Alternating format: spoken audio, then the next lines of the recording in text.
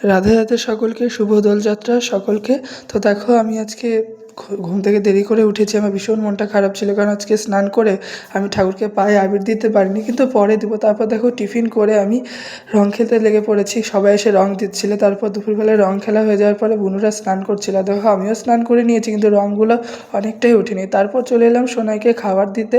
সোনাইকে আজকে আমি বোঁদে দিয়েছিলাম খাবারে। তারপর আমি মায়ের পায়েও আবির দিয়ে দিয়েছি। শুধুমাত্র মায়ের পায়ে না, সকলের পায়ে, আমার দাদুর ছবিতেও দিয়ে দিয়েছি। তারপর আমি আজকে লাঞ্চটা সেরে নিলাম। লাঞ্চটা আজকে দারুণ হয়েছিল। তারপর দেখো সন্ধেবেলাতে দেখলাম যে গ্রহণের জন্য এখন অবধি সন্ধ্যা দেওয়া হয়নি। তারপর সন্ধ্যা দেওয়ার পরে আমি একটুখানি কিছু খেয়ে নিলাম। তারপর ম্যাগিও খেয়ে নিয়েছিলাম আমি। আমার ভীষণ খিদে পাচ্ছিলো। তারপর রাত্রেবেলায় দেখো রাতের খাবারটা করছিলাম, আমি ডালটা সিদ্ধ করে নিলাম, ছোলার ডাল। আর দেখো আমি এখানে রুটিটাও মেখে কিন্তু গোল গোল করে নিয়েছি রুটিগুলো। তারপর ডালটা সেদ্ধ হয়ে যাওয়ার পরে আমি ডালটাকে ফোড়ন দিয়ে দিলাম। তারপর মায়ের হাতে হাতে রুটিগুলোকেও করে নিলাম।